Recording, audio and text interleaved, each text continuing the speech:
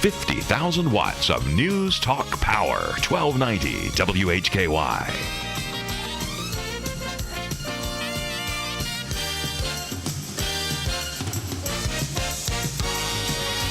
First Talk with Hal Row, WHKY Talk Radio.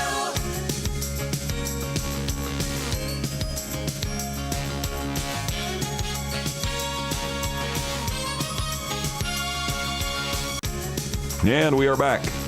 Finally, I think I aged a year during that break. I can't afford to age any more years. Our guests this morning are Carol Anne Hartman and Jeffrey Hartman. Good morning. Good morning. Morning. Glad to have you both here. Thank you for having us. They'll hear you better, Jeffrey, if I turn your mic up. Oh, okay. There I am. Not so concerned with you as I am the pretty girl in front of me, you know? Aww.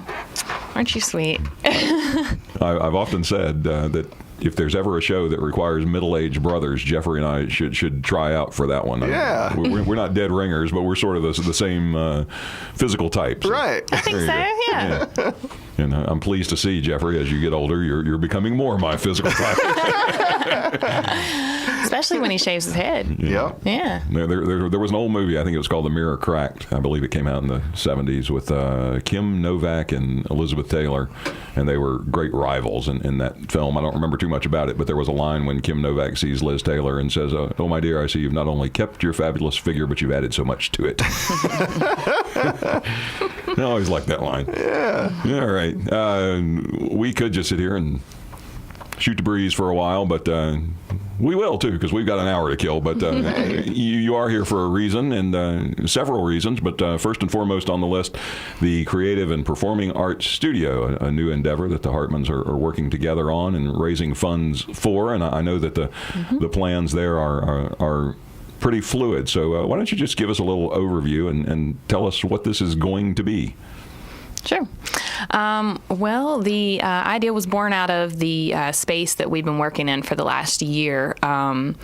There are many smaller rooms in the space that could be used for private lessons or small group lessons, and then there's a large space that can be used for larger group lessons. And we just really wanted to build a community space where just members of any kind of performing or creative visual arts can come together and have a place to learn, have a place to connect, to collaborate with each other. And what and where is this space? The space that the idea was born out of is actually on Highland Avenue. It's over beside of Johnson Piano. So nearby. Yes. Just up the street. Just up the street, probably 2 minutes from here. Yeah, good deal. Yeah. And now I know we've had a fundraising effort underway, and as these things often go, we didn't raise all the funds that we wanted to raise just yet. So Right. What are the plans going forward? The plans going forward are to continue to fundraise. We actually raised about half of what we needed in a very small window. We were hoping to be able to open in September, and we gave ourselves about 3 weeks to see if we could put together the funds. In the current economic climate, half is good. It was huge. Right. Yes, Yeah. we were very, very blessed to be able to put together half. But as you said, in the current economic climate, we're afraid to move forward with just half. So we're shooting for a January opening, for a mid school year opening, and we're going to continue fundraising. We really haven't talked to any businesses yet, and we will have the opportunity to be able to put up advertisements in the building, and there's the potential there with the community aspect of it to have a good couple hundred to even 1,000 people in and out through the course of a month that would be able to see the advertisement. So we think it would be a huge opportunity for businesses to be able to contribute and buy some advertising space in the building. There you go. Write that check. Be generous. Yes, please. It's like you used to hear the preacher say, "I don't want that noisy money, dig deep, and give me that quiet folding." I can get on board with that. Or just write that big check. Lots of zeros in that check. Yes, exactly. Just like my paycheck, right? Exactly. Sure. Yeah, not so much. And the great thing about it as well, we're not a nonprofit right now. We're looking into getting partial nonprofit status for people that would like to be able to donate tax-free. Of course, businesses could write off the advertising on their taxes, but we would love to exceed our goal so that we can set up a scholarship for kids that can't afford to come and take classes, that we can have a storehouse of instruments that we can lend or give to students that otherwise can't afford it. And I would assume that as this project goes forward, that plans could be somewhat fluid. You may discover as time goes on that perhaps something that you'd planned is not going to work out, and something else may arise. You got the space to be flexible, I would think. Oh yeah, we're hanging on to the idea loosely. I mean, we have this vision, but we're holding on to it loosely because we want people that get involved to help create and shape what we're putting together. In the spirit of the entire idea. Community. Yeah, Well, I mean, because we want the community to not only be a part of it, but create it as well. So Yeah, and we'd like to be collaborative with as many different arts organizations and groups as we can in the area. So we want to hear from them. What do you need? What would be helpful for you? And that brings me to another thought. Yesterday, our guest on this program was Michael Barrick with the Minetta Lane Center for Arts and Peace, I believe is the correct full title of that organization. And, Yes. and we were talking a little bit about how blessed we are in this community. When you consider that Hickory is a city of, roughly 40,000 folks, you've got that organization, your organization, the Green Room, Hickory Community Theater, Foothills, Lenora Playmakers, and on and on and on and on and on we could go. So many musicians performing at various events, and it's just an awful lot. Which is a good thing. I said yesterday, I moved here from Kannapolis, which had one community theater, which is actually in Concord, and you auditioned for a show, and if you didn't get cast, you waited 8 weeks until the next one. And here, if you don't get cast in something, you can go to Foothills or the Green Room or what have you, and there's virtually an audition somewhere every week. So if you want to stay busy in the arts and of course, all the various venues for musical acts to play and so forth, there's always something you can do. You've got people like Drip's Coffee House and of course the Minetta Lane Center as well that give visual artists place to exhibit. So it really is a thriving community, and I think your organization has a chance to be the latest member of it. And I'm looking over your literature here. You may have gathered that show prep is not my strength. So as you're talking, I'm looking over the one sheet that I've got, and I saw something here that interested me, and we'll get to that after we take a break because I hear that music in my ear. So I'm going to stop talking. We'll sell something. We'll be right back. I'm Ralph Mangum with Carol Anne and Jeffrey Hartman here on First Talk.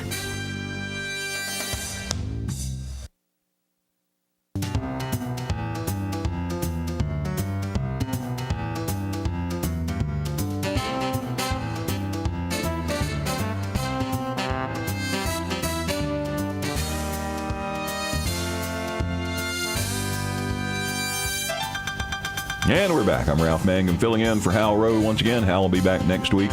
I'll be back with you tomorrow. Jason Savage will be here Thursday, and Eric Stafford on Friday, as it takes 3 men to do the work of one Hal Row, but we do what we can. Our guests this morning are Carol Anne Hartman and Jeffrey Hartman. They are currently raising funds for their new creative and performing arts studio and doing lots of other stuff as well. What I was referring to before we went to break is I was looking through the info sheet that I have here. You guys are involved with our good friend John Coffey, which is very exciting to me. Talk a little bit, if you would, about what John's going to do and how that came about. Sure, yeah. Well, for those of you that don't know, John's been gone for, I guess, about 11 years. He's been... to the Wicked City. Yes. He's been in New York, living and working on and off Broadway, touring the world, music directing shows and playing piano for shows. But he's actually coming home. I think he's moved in right now, but he's finishing up a show in Florida, and then he'll be here in September. And he's going to be teaching piano. And just a phenomenal guy all around, but phenomenal piano teacher. I can't even begin to describe his wonderfulness. And a nice guy and a good friend of all of ours, I know, trained at Juilliard. Yes. So, he's got the credentials for sure. In addition to being a nice guy, he's got the credentials, Yeah. which is good if you actually want to learn something, I suppose. I did hear that if he teaches you piano, at some point he will make you cry. That's what I hear. Oh, yeah. Well, all the good ones do, right? All right. So who else? I know you. I see Dustin Owsley's name here. I know him as well. Of course, you worked with him in the producers, and he was a musical director when I was in production of Funny Thing Happened on the Way to the Forum, and he was recently in My Fair Lady at the Green Room. So very, very gifted vocalist himself. Is he teaching voice for you guys? Him and his wife both have expressed an interest in teaching acting and voice, and they want to be involved. And we've got a pretty good size list of instructors that want to sign on and be a part of this. So that's one of the reasons we're anxious to get this going and raise the funds that we need so that we can work their way. Not only provide a place for the community to come together, but also a place for the instructors to come together from all walks of life. Dustin's wife is named... Oh gosh, Mrs. Owsley. Mrs. Yes. Owsley. Yes. She played the lead in My Fair Lady along with Dustin, and Yeah. I'm sorry, I don't know the lady, so I'm sorry I've forgotten her name. Well, she just moved into the area recently, so yeah. Right. So All right. Now we don't want to spend an hour begging for money, but we are talking about fundraising. So let's let folks know what they can do to help you out. If somebody specifically would like to do so, who do they make the check out to, and where do they send it?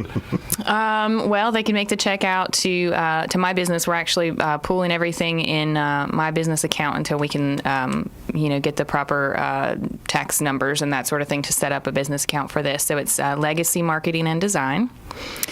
And they can call us for the address. I could give it out on the air. I don't know what's the best way to do that. If you'd like to give out a mailing address, I'm sure that's fine. Sure. Okay. The mailing address is 4916 Stone Drive, Stone, and that's in Conover, North Carolina, 28613. All right, and that is Legacy Marketing and Design. And Yes. Carol Anne, we should point out, also is a web designer and a gifted photographer, in addition to being a gifted vocalist and actress. I'm not a fan of web, but I do print design. Okay. Alrighty, so there you go. You have a web. You got your own website for your business as well, I believe. Yes, I actually have two. My photography is it's my initials. It's cahartman.com, and then my design is legacy-mark.com. All right. I hope you're writing that all down because there will be a quiz at the end of the broadcast. Alrighty. This is the Creative and Performing Arts Studio, slated to open when? we're trying to get a mid-school year launch in January. It'll be second week of January. All right. Very exciting. And you mentioned, we talked a little bit about Michael Barrick and the Minetta Lane Center, and you said you wanted to, I believe, paper the business with With art. Yeah. With art, Sure. Yeah. I've actually. The many arts organizations. So. Yes, I've actually talked with Michael briefly and Lindsay a little bit, and we want to work out some collaboration there. The wonderful thing that Michael said, which made so much sense, is that there are so many artists in the area. There's not enough places to display their art, so any extra places are definitely appreciated. But that's, it's a large building. There's lots of wall space, and we would love to give artists the opportunity to show their work there as well. And I'll bet you if they do, and you wanted to buy some of that art, those artists would be happy to sell it to you. Oh, yeah. yes. Because most of them are not rolling in dough. the myth of the starving artist is no myth. It's not a myth, no. All right, and you, Jeffrey, have your own recording studio, and you teach lessons, you record, and I understand that that's kind of in flux as well as you head toward your new space. What's the status of that work that you do? Well, for the past year, I've had my own teaching and production space. We've done everything from singer-songwriter development to recording to vocal lessons to guitar and piano lessons, voice lessons, and we've also had the opportunity to do some film post-production work as well. We had the opportunity to do the score and actually featured a song in the local film Pendulum Swings. Mm-hmm. So, and that, I believe that played at the Carolina in July, maybe June, I can't remember, but that's currently screening in a lot of theaters on the East Coast. So we're real excited about that. And your space that you were working out of, I believe you said you have given that up for the time being with an eye toward moving into the new space when it's fully up and running. And in the meantime, you will be teaching some lessons out of Hickory Community Theater. Is that correct? Yes. HCT has been very generous and kind to allow us to temporarily set up over there until the space is ready in January. And so if you want to get going with lessons with me or John or work with Carol Anne, just contact us and we'll make it happen until the center is ready to go. And that would be voice lessons, singer-songwriter, acting coaching, piano, classical, piano for learning how to accompany yourself while you're singing, bass, guitar. Am I repeating myself now? That's all right. We got an hour. Repeat yourself. Anything you can think of, which is the whole idea behind this, is that anything that you want to get involved with, there's an instructor for it. Yep. And there is a way to make it happen. So then that kind of ties back to what we were talking about earlier. The plans could be fluid and ever-changing as you find that there's a demand for a particular service. That's something that you'll gravitate toward, I would imagine. Right. Well, one of the fundamental ideas behind this is that if there's a need for it, there's a desire for it, we want to make it happen. If somebody comes to us and say, we want to make a puppet, we'll have a puppet making class. All right, we'll continue our conversation. Ooh, I want to make a puppet. All right, we'll take a little break. We'll be right back and talk more about puppet making or anything else that pops into our heads. I'm Ralph Mangum with Carol Anne and Jeffrey Hartman on First Talk.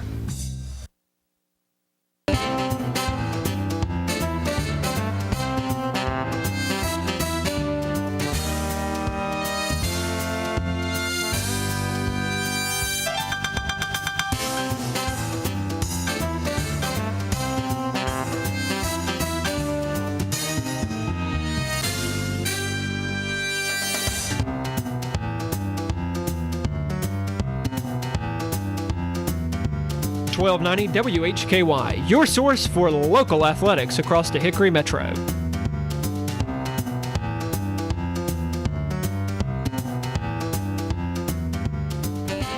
We are back on First Talk. I'm Ralph Mangum, and we'll continue our conversation with Carol Anne and Jeffrey Hartman in a moment. But first, let's give something away. It's the Food Lion Auto Fair from August 25th through August 28th at the Charlotte Motor Speedway. And we have a pair of tickets for that right now. We'll give those to caller number, let's see, we did 1 earlier and we did 4 earlier, so let's split the difference. We'll do it to the second caller right now. Give us a call and we'll set you up with some tickets to the Food Lion Auto Fair, which I'm guessing is sponsored by Food Lion. And that's happening again August 25th through the 28th. We'll give you 2 tickets just for picking up the phone and giving us a call, and Susie will let us know who won in just a moment. But like to fix you up, so give us a ring, why don't you? All right, Carol Anne, Jeffrey Hartman, not only do you guys have the upcoming creative and performing arts studio, you, of course, are both involved with theater in any number of ways, and we're off topic a little bit, but what the heck, we got time. Carol Anne, you are playing Maria in the upcoming production of The Sound of Music at Hickory Community Theater. You'll probably be back here another day to talk to Hal about that, but I'm here and he's not, so we got the drop on him. Yes. That's exciting, isn't it? It is. It's very exciting. It's been a lot of fun. I don't think I've done a show with this many kids in a while, so it's a lot of fun to have all the kids running around. There you go. 7 of them, I believe you said. 7 of them, yes. I've been calling them my minions, and they have they've latched onto that. They enjoy being my minions. I'll tell you kind of an interesting story. The first movie, I grew up in Elizabeth City, North Carolina, which is way up in the northeast corner of the state, and there's nothing really nearby. Elizabeth City is the biggest city in North Carolina in that part of the world, and it's a small town, so that tells you that's farming country. There's not a whole lot around, but when we would go to the big city, we would go to Norfolk, Virginia, which was a little more than an hour's drive from there. And I can remember as a child in 1960, whatever it was, when that movie came out, we all loaded into the car and went to Norfolk to see The Sound of Music as a family. And of course, this was in the days before the multiplexes, so you had what I recall as being one of course, my memory may be a little faulty because I was young, but I remember it just being a spectacular movie palace, like they used to have in Norfolk, and we saw The Sound of Music, and that's kind of of course, as a child, I went to see children's movies, but that's one of the first non-children's movies that I can recall going to see, and have loved it ever since. Yeah, it's so funny. As old as it is, it's still one of those movies that everybody knows. We were just talking last night about the giant masses of children, little girls especially, that came and auditioned and knew exactly what part they wanted. Wrote it on their paper. This is the part that I want. And so, it's even today, it's still one of those movies that so many kids just know and love and enjoy watching. And of course, as I got to be a little older, I was madly in love with the girl that played Liesel, whoever she was, because she was so beautiful. And of course, everybody loves the tiny little girl who falls asleep while singing, So Long Farewell, Auf Wiedersehen, Good Night. Little Gretel. Yeah. There you go. Yes, we've got an adorable little Gretel, little red hair and everything. Some people find that story to be just a little dated, a little trite, but what always made it interesting to me was the fact that it is, of course, based on a true story. These things more or less actually happened, though I did find out a few years ago there's a program, or at least there used to be, on Learning Channel or History Channel or one of those. It was called, I think it was called Movies versus Hollywood, and it compared the true life story as opposed to what we actually see on the screen. And one of those was about The Sound of Music. And I did find out that The Sound of Music is not quite as much of a true story as, oh, really? as I thought it was. They didn't climb over the Alps. They got on a train and left with their luggage. Oh, yeah. There was none of that. So it wasn't quite the hasty retreat that we see in the film. But of course, the Von Trapp family was very much real. And I think some of them, I believe, still continue to perform even the now. Von Trapp family singers, yeah. And I know there have been productions of The Sound of Music where the kid that played Rolf in the movie ultimately ended up playing Captain Von Trapp, I think, if I'm not mistaken. Yeah. So anyway, just a wonderful story and suitable, obviously, for the entire family, and with an uplifting, positive message for all. Definitely, and wonderful cast, as usual. Wonderful director, and so I'm really excited to see. Who is it? Pam directing. Pam. Pam Livingstone, artistic director, directing. Yeah. Who's the musical director? Scott Curtis. Okay, that's right. I knew that. There you go. Yeah, and then Donna Powell is the choreographer, and Murray Phillips is in helping her some. He's back in town for a while as well. Donna, I believe, was one of the Hoochie Coochie girls in Gypsy. Gypsy, there you go. Yeah, she was. You were also in. Yes. In a big way. All righty. That's when's The Sound of Music coming up? It opens actually on our 11th anniversary, wedding anniversary, September 9th. It was nice of them to plan that for you. Yeah, it's wonderful. The creepy thing is, though, we actually got married on that stage. Literally, Jeff and I got married on the stage at the theater. And so the creepy thing is, I'm going to marry another man on my 11th anniversary on the same stage that I married my husband. Part of that sect out in Utah that the gentleman, the offshoot of the LDS church. Oh, well. Yeah. No. All make believe. Yes. Tim Bullock playing the other man that you're going to marry, by the way. Tim Bullock will be Captain Von Trapp. And our friend Steve Austin will be Uncle Max. Yep. And Joni Coppinger is the Mother Superior, and she's done that before, and I'm sure we'll do a beautiful job with that's a funny role, isn't it? Because no matter what else you do, everybody's going to remember the way you sing that song. So, so Joni, if you're listening, you better get it right. No pressure, okay? Yeah, no pressure, right? And she ends both acts. It's one of those wonderful songs that we were talking last night. No matter what we forget and screw up, she's gonna save us, ending both acts with that song. Climb Every Mountain, of course, the song. Yes. If it's been a few years and you don't remember, that's the one. That's a big one.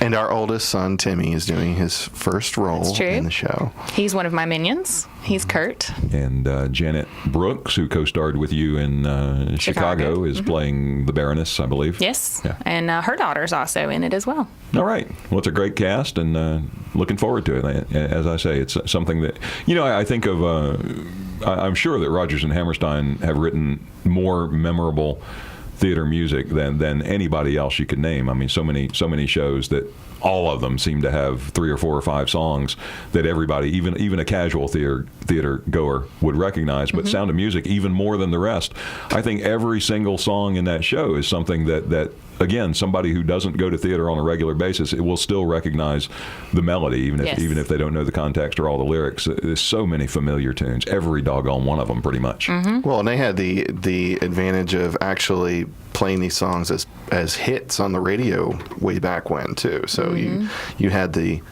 what we would call the pop community nowadays, pushing this music as well. Well, maybe we can get the rap version. Yeah, there you go. The gangsta version of Sound of Music. Now, don't tempt me to break out and get some rap here. Oh, I know you're bad for that. Alrighty, we're talking with Carol Anne and Jeffrey Hartman. We were talking about the Creative and Performing Arts Studio, but we've gotten off the track a little bit, and that's okay. We're glad to have you both here. And Jeffrey, you're going to be the musical director for the full Monty, so I'm going to start lobbying you now. Oh, it's too early for that. Yep. Well, I thought if I got in early and avoided the rush, I do have the proper physique anyway. So Yeah. I'll continue working on that. I'll move you to the top of the list. All right. As if I had any say-so in the matter. There you go.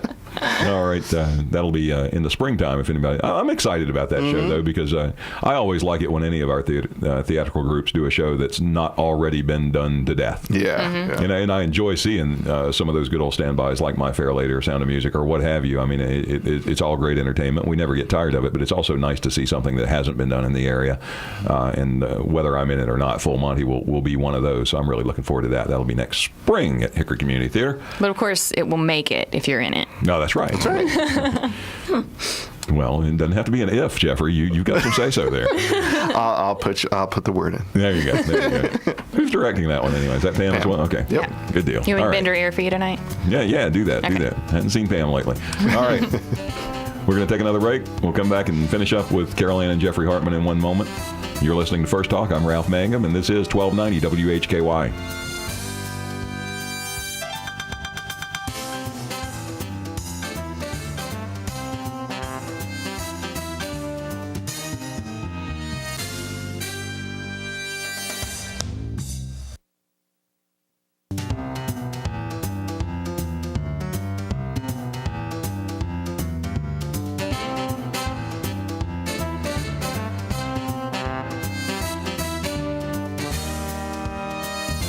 And we are back on First Talk. I'm Ralph Mangum with Carol Anne Hartman and Jeffrey Hartman, who are oddly enough related in some way, I think. Jason, by the way, also like Prince or Sting or Madonna, he only needs one name. Jason was the winner of our Food Lion Auto Fair tickets this morning at Charlotte Motor Speedway. That happens from the 25th of August to the 28th of August. Congratulations to Jason, and thanks for listening. Thanks for calling. Again, I wish we had a prize for every single one of you, but you know how it goes. Just keep trying. Your day will come. Not mine, though. I work here. I'm not eligible. All righty. Let's reiterate a little bit about some of the things we've been talking about here. In particular, I've lost my one sheet. I'm helpless without it. Oh, no. The Performing Arts Center. There we go. I've got it. I'm back on track. The Creative and Performing Arts Studio with Carol Anne and Jeffrey. That's going to open in January, we hope. They're currently raising funds. And one more time, give folks just a little overview of what that's going to be for the people that may just be joining us and tuned in expecting to hear about the Arts Center and instead got a lovely conversation about the Sound of Music. What's it all about? It's a one-stop shop for artists, musicians, thespians.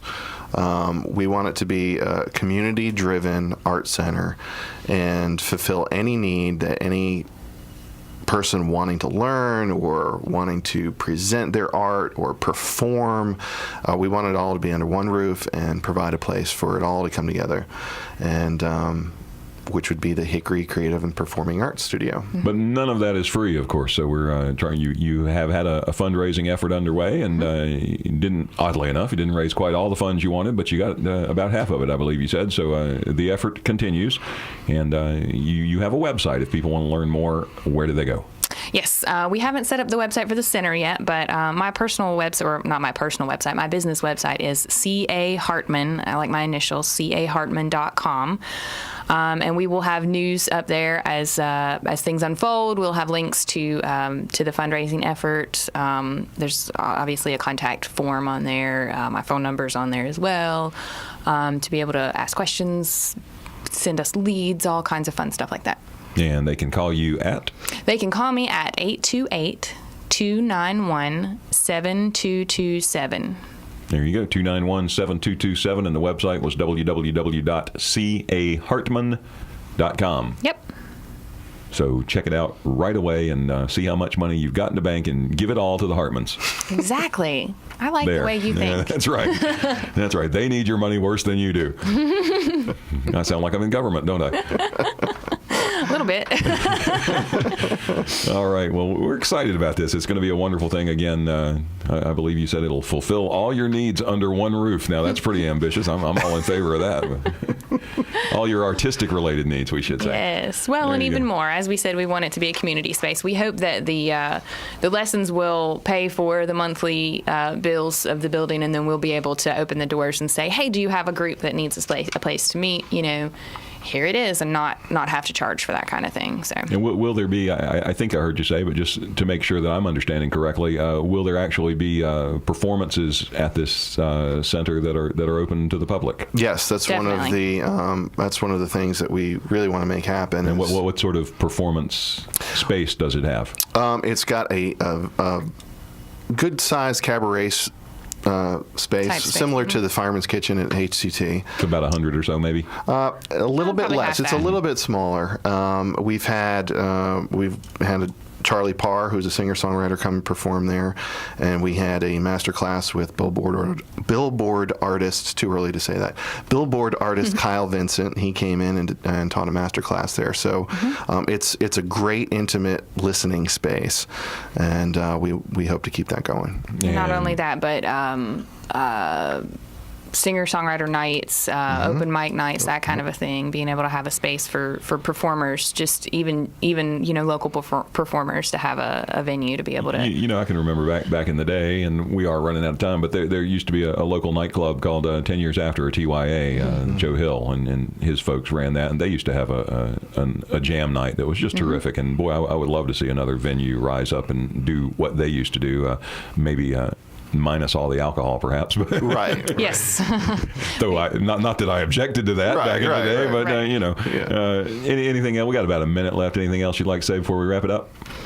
Just thank you, especially to all the people that have given so far, that have helped fund half of what we've needed so far, and thank you to anybody out there that's even considering right now.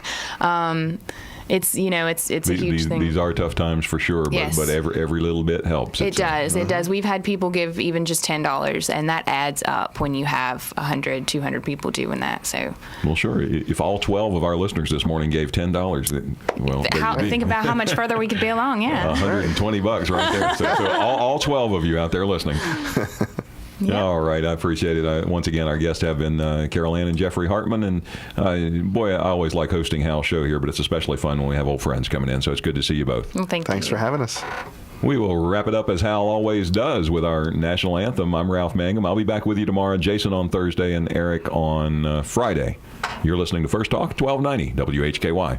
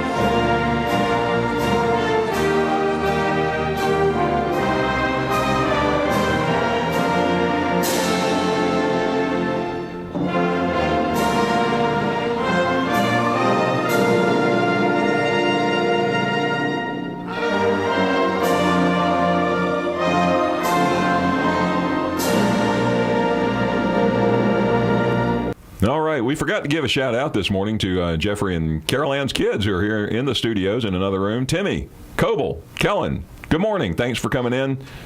Appreciate you hanging out with us this morning. Tomorrow on First Talk, we've got Lou Ebert. He's the president of the North Carolina Chamber.